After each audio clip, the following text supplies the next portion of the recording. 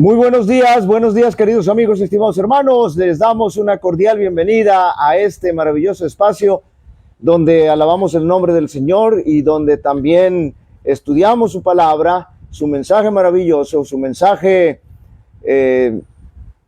presente, la verdad profética, y también donde le oramos poniendo nuestra situación, nuestras necesidades en sus manos, nuestras peticiones, para que Él pueda obrar con cada uno de acuerdo a su divina voluntad. Así que les extendemos a todos una cordial bienvenida. Les agradecemos por acompañarnos. Cada vez somos menos, pero no importa. La Biblia dice que hay gozo en el cielo cuando un solo pecador se arrepiente. Y si una sola persona es beneficiada con esta palabra del Señor, pues ya es una bendición. Así que les extendemos a todos una cordial bienvenida y también les deseamos un feliz sábado. Como siempre, agradecemos al Señor por su maravilloso cuidado, por su manifestación poderosa que siempre tiene para cada uno de nosotros, aunque a veces nosotros no lo tomamos en cuenta, aunque a veces ni siquiera lo percibimos y damos por sentado muchas cosas. Mucha gente da por sentado que al acostarse en la mañana tiene que levantarse, va a amanecer, se va a levantar bien, y etcétera. Pero decíamos en la lección del próximo domingo que vamos a estudiar de mañana, que en la tarde, no recuerdo bien, la introducción de la lección de esta nueva semana, decíamos que por el hecho de levantarnos y ya ese es un milagro del Señor, y por el hecho de que nos permita realizar nuestras actividades, es un milagro. ¿Sí? Toda nuestra vida al lado del Señor siempre es un milagro, porque nada sucede debajo del cielo sin que el Señor no lo permita. Voy a invitarles para que inclinemos el rostro. Vamos a ir al Señor en oración. Cariñoso y eterno Padre que moras en el cielo, santificado sea tu nombre. Te damos gracias, Señor, por la vida, por la salud, por el privilegio que nos das, Señor, de poder comunicarnos contigo, de poder estar en comunión contigo en estos momentos. Y aunque a veces, Señor, pasamos por desapercibido muchas cosas que tú haces para cada uno de nosotros, queremos rogarte que podamos estar conscientes de la situación de nuestra vida, de tu presencia, de tu existencia, Señor, aunque no podamos ver los milagros que Jesús hizo al realizar su ministerio en esta tierra, pero cada paso de nuestra vida, Señor, también es un milagro, y ayúdanos a considerarlo, a comprenderlo así. Te rogamos que dirijas nuestro estudio, Señor, que tu Espíritu Santo se pueda manifestar poderosamente en las mentes de las personas que habrán de escuchar tu mensaje. Y también, Señor, te ponemos en tus manos todas nuestras necesidades, nuestras súplicas, Señor, las peticiones que tenemos, y rogamos también por cada uno de los enfermos, Señor. Tú sabes por quienes estamos orando, Señor. Oramos por todos los enfermos del mundo, Señor, y oramos específicamente por algunos que nos han pedido o que conocemos que están enfermos. Señor, los ponemos en tus manos para que tú obres en la vida de la esposa de nuestro amigo y colega Benjamín, Señor, por el suegro de nuestra hermana Dina, Señor, por el hijo de nuestra hermana de San Lorenzo, por tu hija Norca, Señor, y por otros que no sabemos, Señor, pero que tenemos conciencia de que hay necesidad, Señor, de pedir por los enfermos. En el nombre de Jesús lo pedimos. También rogamos, Señor, por el pequeño Dieguito, que se ha estado orando, Señor, ya tiene varios sábados, varias semanas que se está orando, pero, Señor, sabemos que tu voluntad se ha de cumplir. Lo ponemos en tus manos para que tú sigas manifestándote, Señor, y si es tu voluntad, tú le puedas levantar, Señor. Fortalece a la familia para que tu Espíritu Santo, Señor, les acompañe, les guíe y les sostenga en estos momentos difíciles. Lo rogamos todo en el nombre de Jesús. Amén. Amén.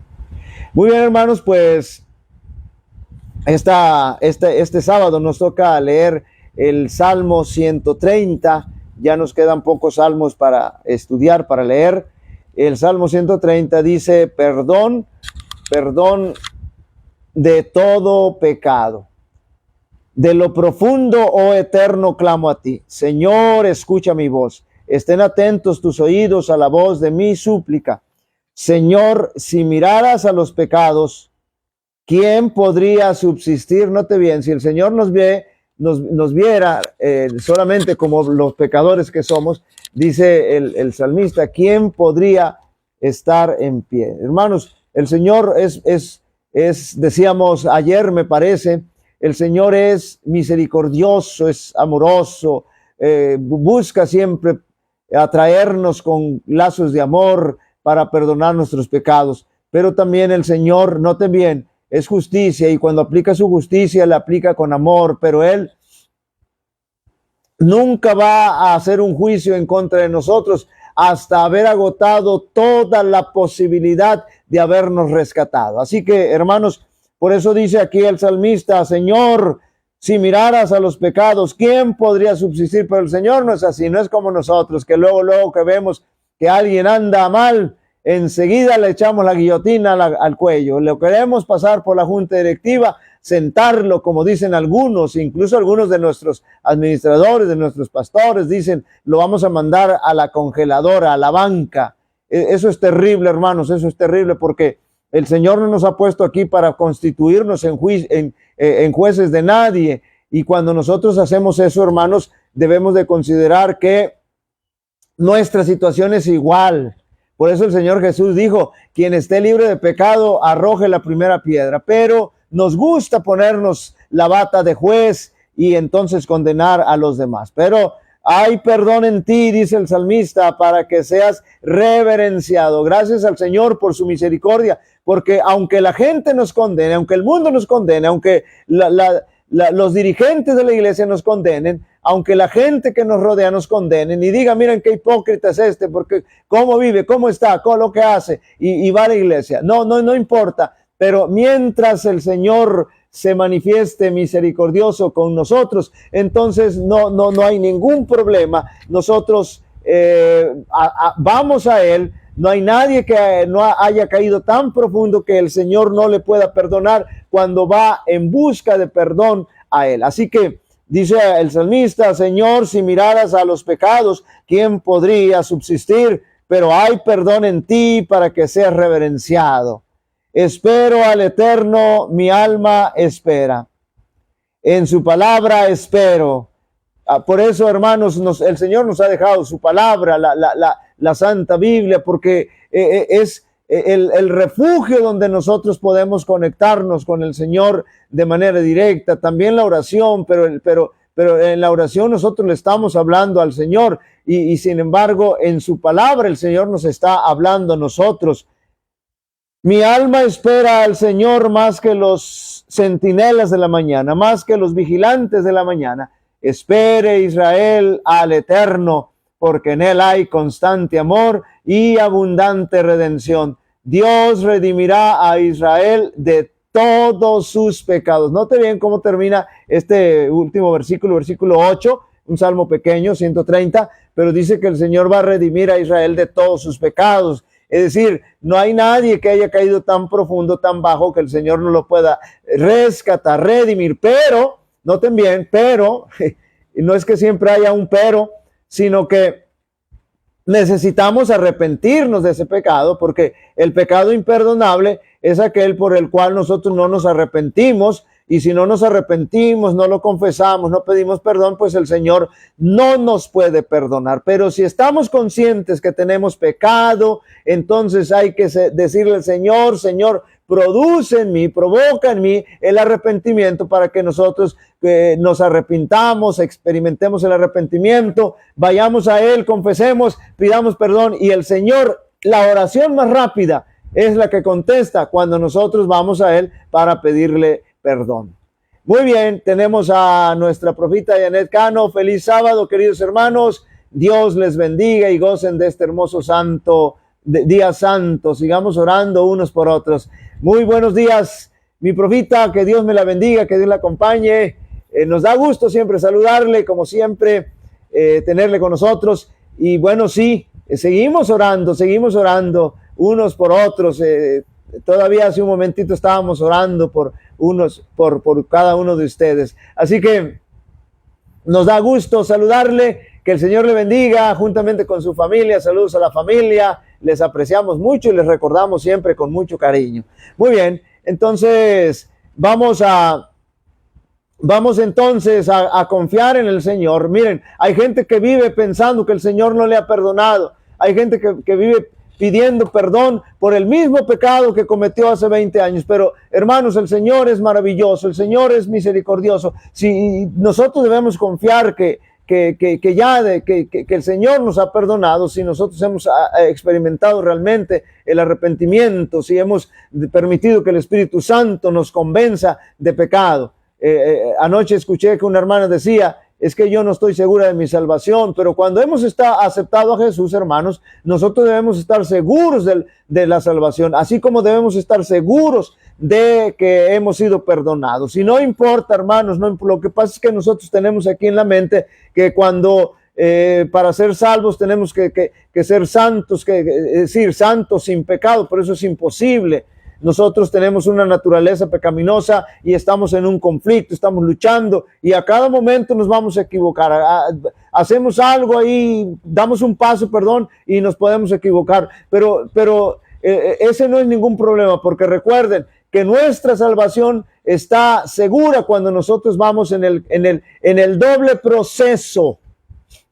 El proceso de la justificación, cuando aceptamos a Jesús como nuestro Salvador personal a través del santo bautismo, ahí iniciamos, ahí el Señor nos justifica, iniciamos ese proceso de justificación. El Señor nos imputa su justicia, es decir, pone a nuestra cuenta su vida perfecta, su muerte perfecta. Yo no puedo vivir de manera perfecta sin pecar, pero el Señor me dice, mira, como tú ya me has aceptado como mi Salvador personal, voy a poner a tu favor mi vida perfecta. Y lo que va a ver nuestro Padre Celestial no es mi vida, sino la vida perfecta de Jesús. Y el otro proceso es el de la santificación, es decir, la justicia impartida. ¿Quién nos da esa justicia impartida? Ya lo hemos dicho muchas veces, el Espíritu Santo nos da esa justicia impartida, porque el Espíritu Santo es el que va transformando cada vez nuestra vida. Probablemente nosotros sigamos siendo un ogro hasta estos momentos, pero si recordamos cómo éramos antes, éramos peor, éramos terribles. Bueno,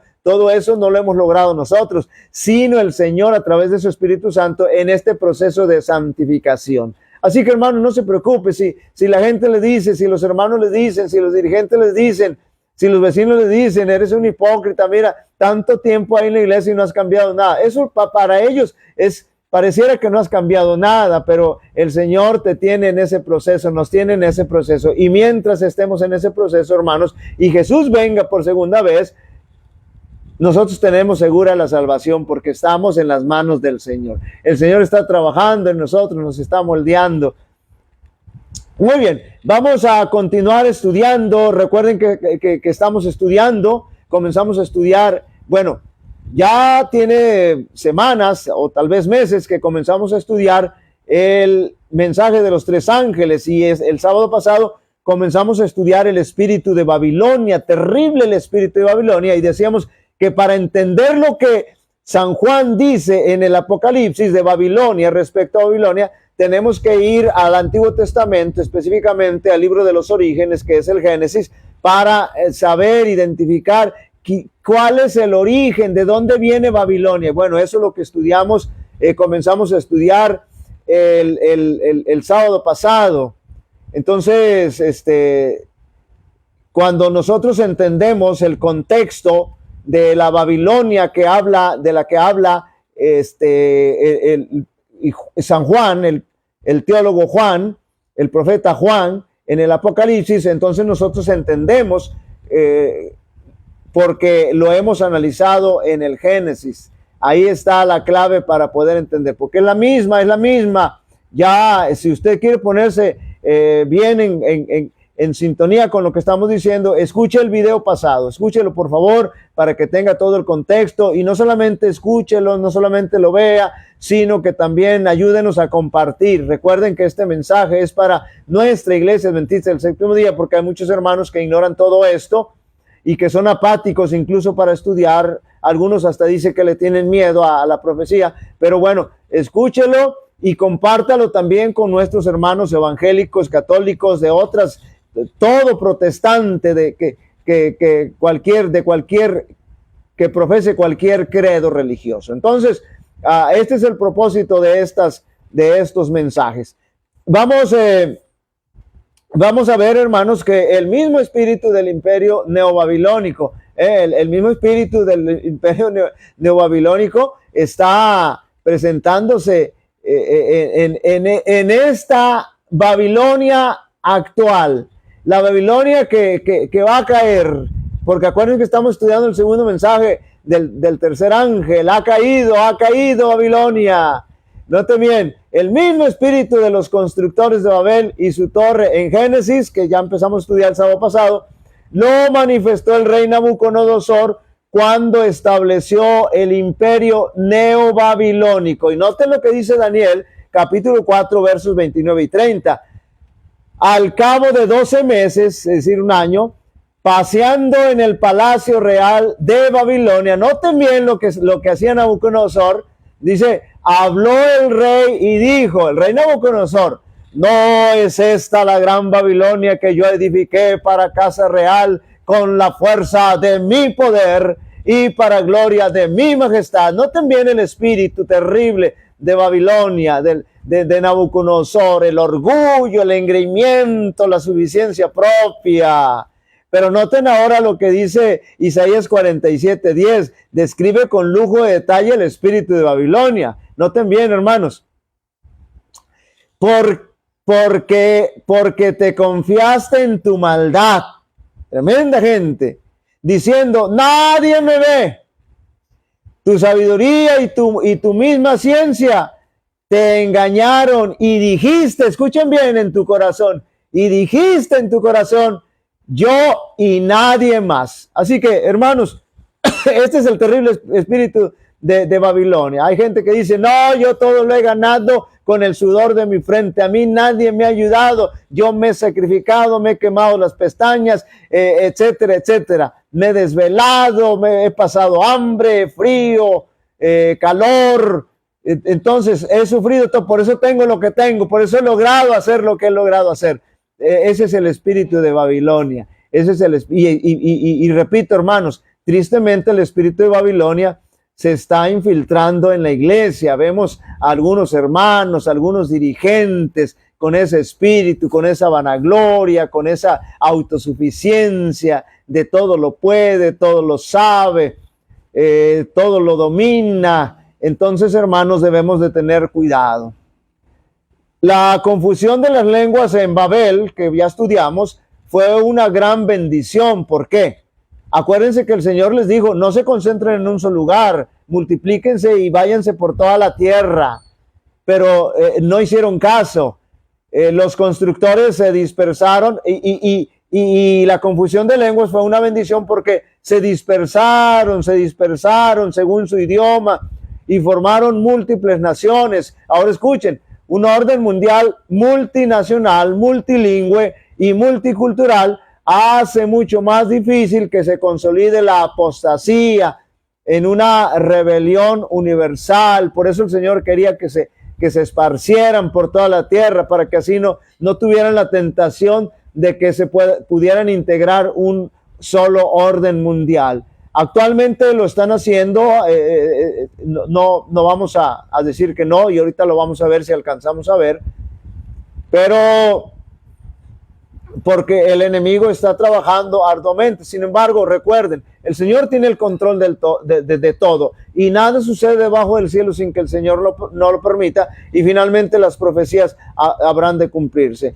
Dios se propuso impedir que en el futuro hubiese una unión que desmoralizara al mundo. Cada uno de estos grupos podía seguir su camino pecaminoso, pero la división en muchos grupos, es decir, dividirse en muchos grupos, pues haría mucho más difícil una unión concertada y universal contra Dios. Ahí tenemos el ejemplo de Europa. El Señor dijo que no se iban a unir.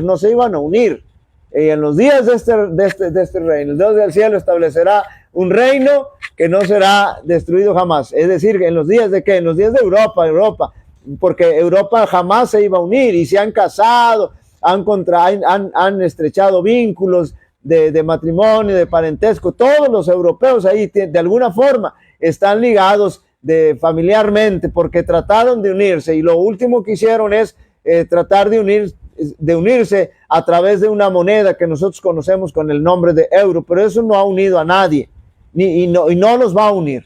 Y cuando Cristo venga, es decir, ahí en Europa no se va a consolidar una sola nación, no, ellos van a seguir divididos, así como están. Y cuando Cristo venga, así va a estar, porque así lo dice la profecía, y así lo dice Daniel 2, y así se va a cumplir, y yo lo creo que se va a cumplir, por eso lo predico con toda certeza, con toda confianza. Lo que querían los constructores de Babel era una civilización establecida, escuchen bien, sobre la grandeza humana, porque a nosotros como seres humanos nos encanta nos encanta la vanidad, somos orgullosos. Una unidad tal eventualmente se desbaratará, porque no es el plan de Dios, no es divino, no es bueno. Dios tuvo la última palabra, y el resultado fue la división y la confusión. Esa gente de la Torre de Babel eran vanagloriosos, eran orgullosos, querían sentirse grandes, querían ser famosos, querían que la gente los reconociera. Y bueno, el Señor les dio, como dijimos, un tiempo estuvieron trabajando, pero nada sucede debajo del cielo sin que el Señor no lo permita. Y cuando el Señor dijo hasta aquí, hasta ahí. Entonces, y lo mismo va a suceder en los días finales. El sistema papal se va a engrandecer y va a pensar que ya tiene todo en su mano, todo bajo control. Pero cuando el Señor diga hasta aquí, hasta ahí va a ser.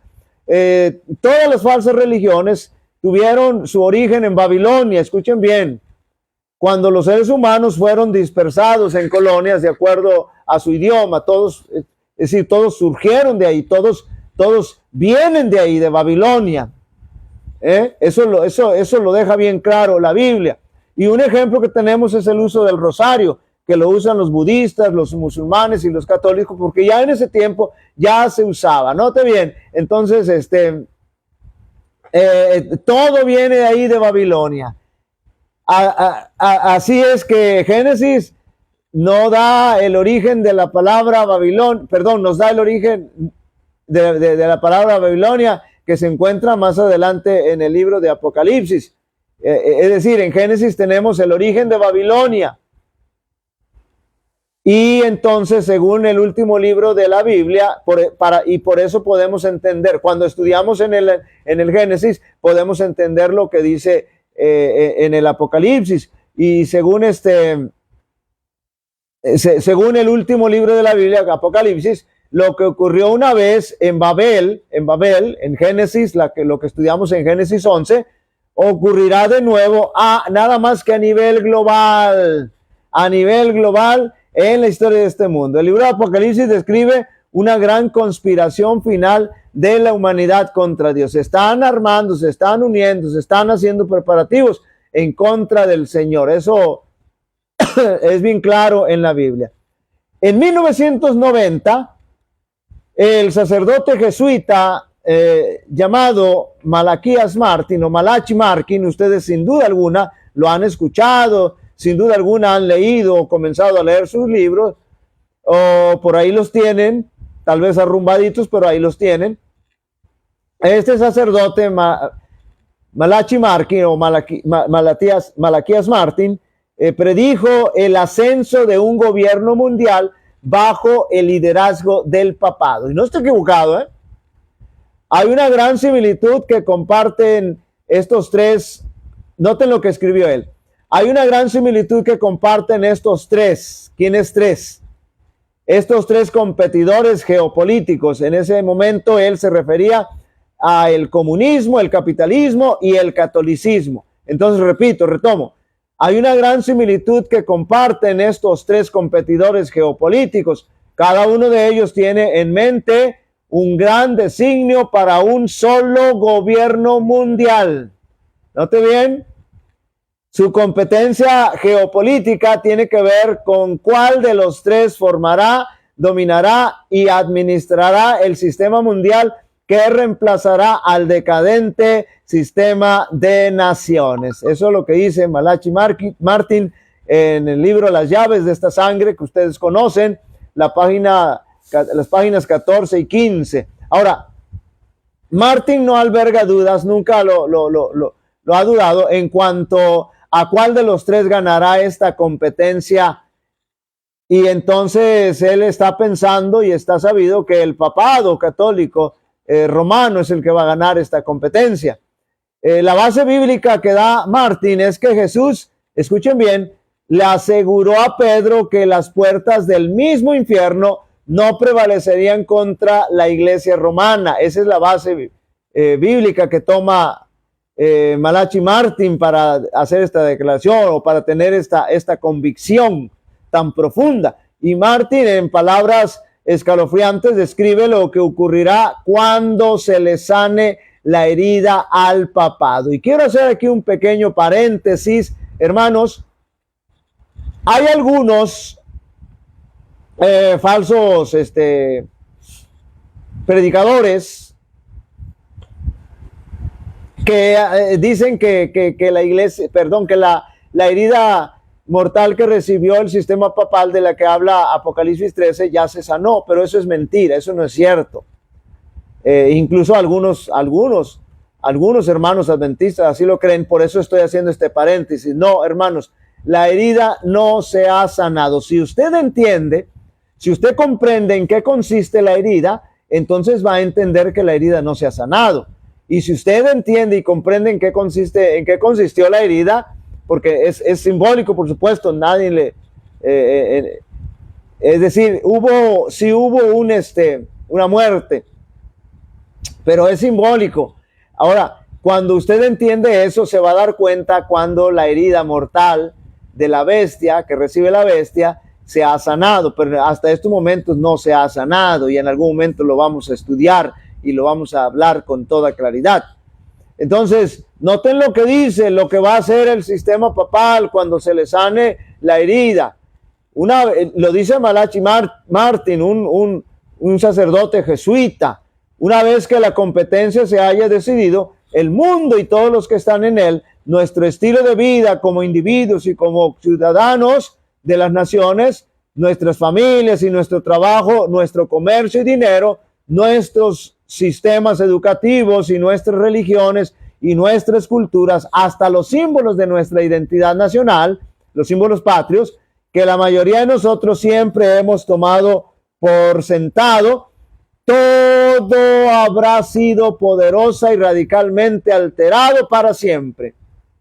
Eso va a pasar a la historia, y eso entonces ya no va a ser así, va a ser para todo el mundo. Nadie puede quedar exceptuado de sus efectos. Ningún sector de nuestra vida permanecerá intacto. Noten bien, mencioné todos los ámbitos en los cuales va a tener injerencia este nuevo orden mundial. Dice, nadie puede quedar exceptuado de estos efectos. Ningún sector de nuestra vida permanecerá intacto. Nadie que esté familiarizado con los planes de estos tres rivales tiene ninguna duda de que solamente puede ganar uno de ellos. ¿Y cuál es el que va a ganar? Bueno, ya lo mencionamos, y la profunda convicción que tiene este sacerdote, por supuesto, el papado. Entonces, el libro de Apocalipsis, por lo tanto, describe una coalición global a donde se unen los reyes, escuchen bien, la ramera. ¿Y quién es la ramera? Donde se unen las hijas de la ramera, los reyes, es decir, los reyes de la tierra, es decir, los gobiernos, los gobernantes, los diferentes gobernantes de los países, la ramera, es decir, la iglesia falsa, la iglesia popular, las hijas de la ramera, bueno, todas las iglesias protestantes, a excepción de la iglesia adventista del séptimo día. Los comerciantes, ¿quiénes son los comerciantes? ¿Por qué habla la Biblia de los comerciantes? Bueno, aquí está hablando de los empresarios, los grandes empresarios como Bill Gates y otros más que mueven los hilos del mundo, que dominan al mundo. Esos que hacen consorcios, esos que hacen instituciones, esos que hacen grupos para decidir, fíjense bien, para decidir a nombre de nosotros cuando nosotros no hemos decidido nada, a nombre de otros gobiernos cuando se supone que los gobiernos tienen soberanía, pero todos están, Esos comerciantes son los empresarios. Y las multitudes, es decir, toda la gente, toda esa grande agua, esos caudales de agua. Recuerden que las aguas significan grandes multitudes, personas, gentes. Entonces, la ramera es la protagonista principal. ¿Quién es la ramera? Pues ya dijimos, el sistema papal. Es la protagonista principal de la coalición. Esta coalición apóstata global lleva el nombre de Babilonia y por eso debe guardar relación con lo que ocurrió en Génesis capítulo 11. Si nosotros no lo relacionamos, no lo estudiamos desde ahí, entonces no lo vamos a comprender. Y con todo respeto, repito, para nuestros hermanos católicos, pero lo único que nosotros estamos haciendo aquí es presentar lo que el Señor nos presenta a través del mensaje profético. No estamos atentando contra nadie, no estamos atacando a nadie.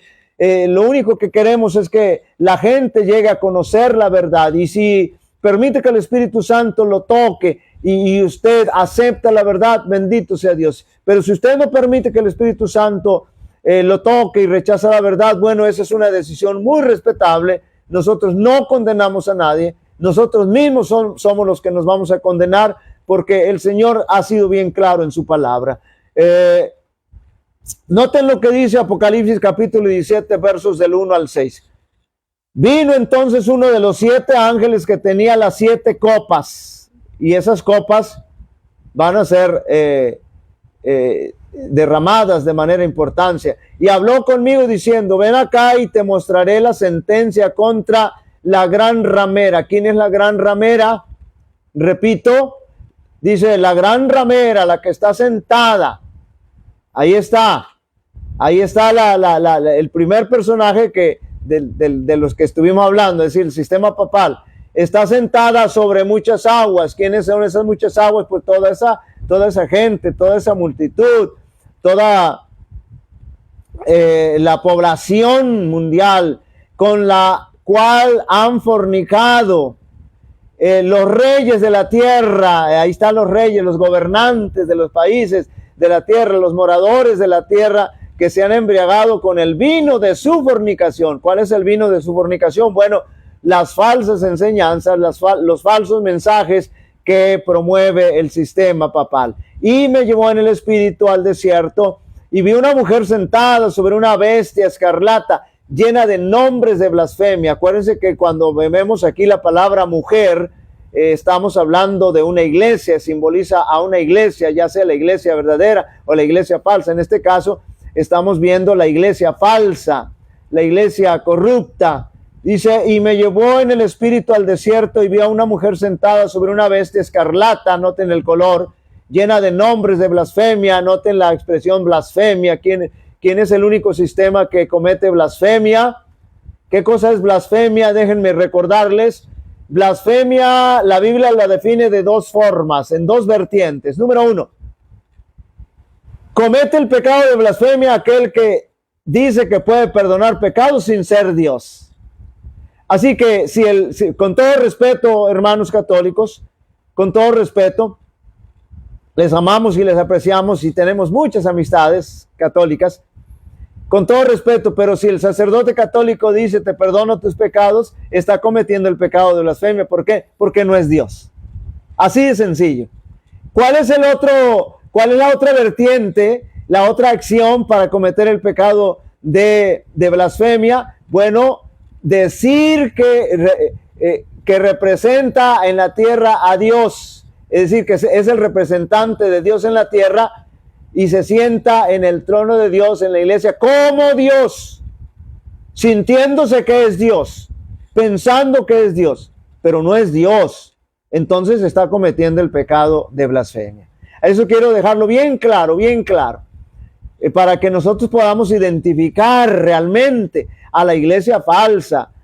Y recuerden, entonces Babilonia, ese es el sistema papal, y las hijas de Babilonia, dijimos, son todas las denominaciones protestantes a excepción de la iglesia adventista. Y si Babilonia está mal, pues también las iglesias protestantes, las hijas de Babilonia están mal, las iglesias protestantes, y por eso nosotros estamos predicando, para que ellos lleguen a entender la situación en la que están, el terreno en que están pisando.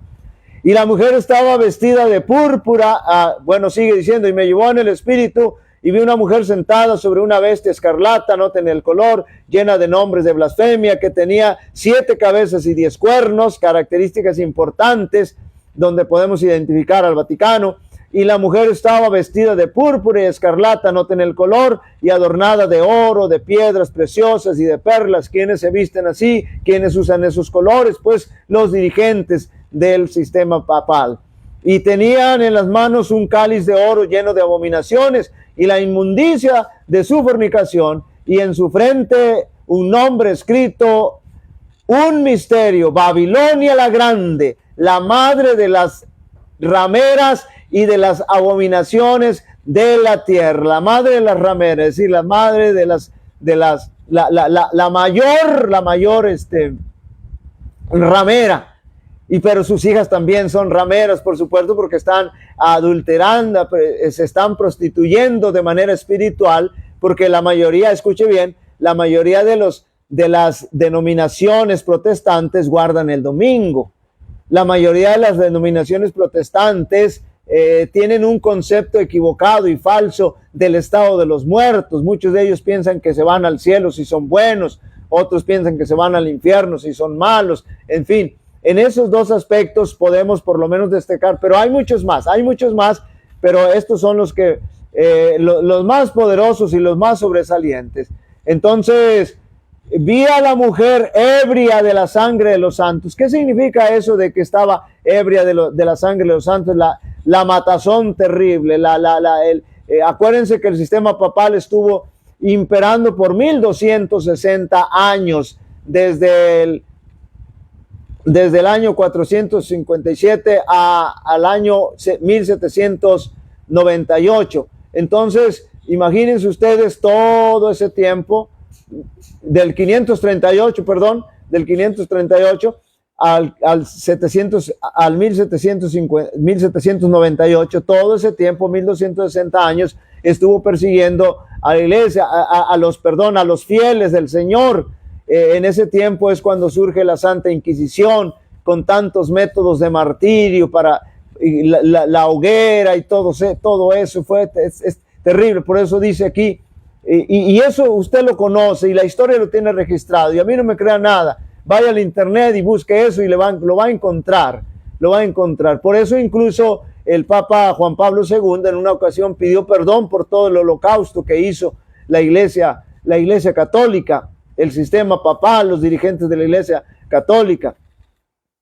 Si bien es cierto, él dijo, nosotros no lo hicimos, y claro, efectivamente, ningún religioso en ese tiempo católico, ningún dirigente católico en ese tiempo extendió la mano y mató a nadie. No, pero dieron la orden, el sistema papal dio la orden y el poder civil lo ejecutó. Por eso, ahí noten bien, eso tiene que ver con la herida de muerte. ¿En qué consiste la herida de muerte? ¿Y en qué consiste la sanación de la herida de muerte? Entonces, no tengo tiempo para meterme, ya voy a terminar, para meterme más de lleno. Y vi a la mujer ebria de la sangre de los santos y de la sangre de los mártires de Jesús. Cuando la vi, quedé asombrado con gran asombro. Imagínense, terrible la situación. Así que aquí le vamos a dejar porque el tiempo ya nos ha ganado. Saludamos a nuestra hermana Ceci Onofre. Feliz sábado, bendiciones, pastor. Gracias a Dios por un nuevo amanecer.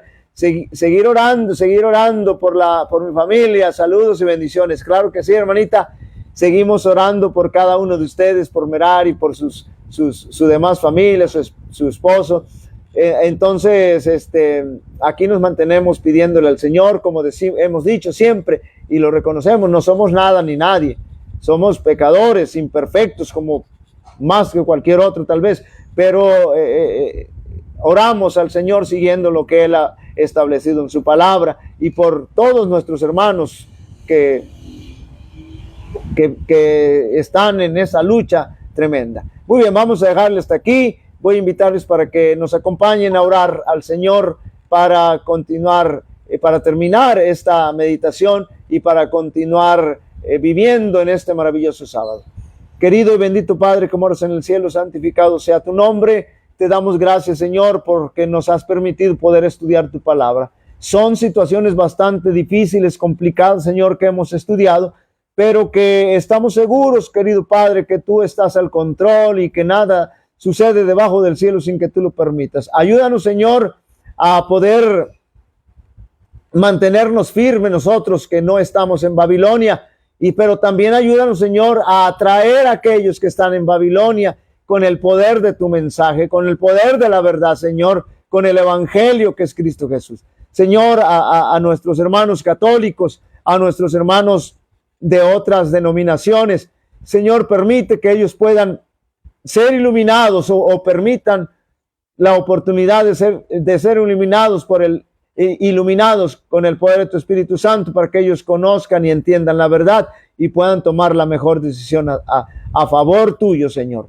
Te rogamos que nos sigas acompañando en este santo sábado y nos dirijas y nos bendigas. En el nombre de Jesús lo pedimos todo y agradecemos. Amén. Amén. Muy bien, hermanos, pues que el Señor les bendiga, que el Señor les acompañe, y si todo va bien, el próximo sábado estaremos aquí